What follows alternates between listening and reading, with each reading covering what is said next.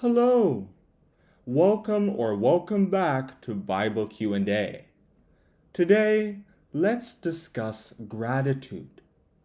In the previous part of this series, I discussed what gratitude actually is scripturally.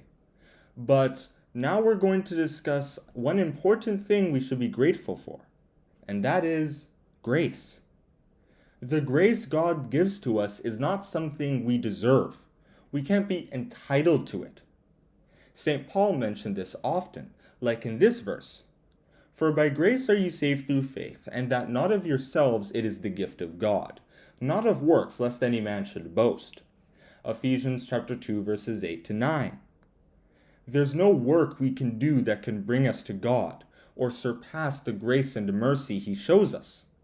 For info on this, we can look at Matthew chapter 18, verses 21 to 35. Of course, this doesn't mean that you don't have to work to be saved. You do. As James told us, even so faith, if it hath not works, is dead being alone. James chapter 2, verse 17. This means that if we diligently serve God, we will be rewarded. As the psalmist said, the Lord rewarded me according to my righteousness. According to the cleanness of my hands hath he recompensed me. Psalms chapter 18, verse 20. Grace just means that God will help you come to the faith. He'll try to build your interest in His word, and He'll open the path of righteousness to you. No one else, not even you, can help you take this first step. For this reason, Jesus Christ said, no man can come to me, except the Father which hath sent me draw him. John chapter 6, verse 44. After that, your works have to kick in. A good example of grace is when God delivered Israel from Egypt. God saw their affliction and decided to rescue them. As it was said in Exodus, I am the Lord, and I will bring you out from under the burdens of the Egyptians, and I will rid you out of their bondage, and I will redeem you with a stretched out arm, and with great judgments. Exodus chapter 6, verse 6. We can also look at Exodus chapter 2, verses 23 to 25, and Deuteronomy chapter 15, verse 15. He even made the Israelites His people, according to Exodus chapter 19, verses 4 to 6. Now, the Israelites could have shown gratitude to God by using their newfound freedom to serve Him joyfully and faithfully, but they decided otherwise. The children of Israel felt that they were entitled to their deliverance, and that God did it for them because they deserved it. Therefore, when God began to demand humility and patience, they couldn't understand why they should comply, and when hunger and thirst began to creep in, they began talking as if they preferred to not be rescued at all. As it was said in Numbers, and the people spake against God and against Moses. Wherefore have ye brought us up out of Egypt to die in the wilderness?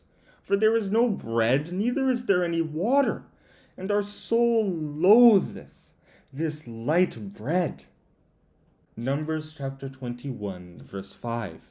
We can also look at Exodus chapter 14, verses 11 to 12, Numbers chapter 14, verses 2 to 4, and Numbers chapter 20, verses 3 to 4.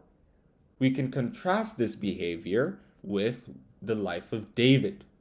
God decided to choose David to become king of Israel in 1 Samuel chapter 16, verses 1 to 13, because he had a good heart, according to 1 Samuel chapter 13, verse 14, and Acts chapter 13, verse 22. After a short, insignificant period of being hunted down, exiled, and nearly killed, he then entered office. Unlike the Israelites, however, David did not forget what God did for him. He didn't feel entitled to the kingship.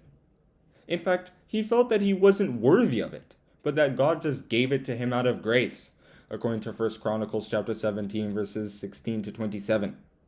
Therefore, he used his kingship to serve the man who put him there.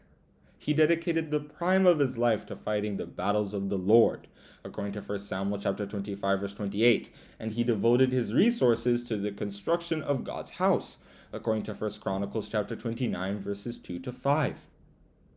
My advice would be then, not only that we should show gratitude for God's grace in our lives, but also that you check out the other parts in this gratitude series. I'll see you in part 3. Thank you for listening.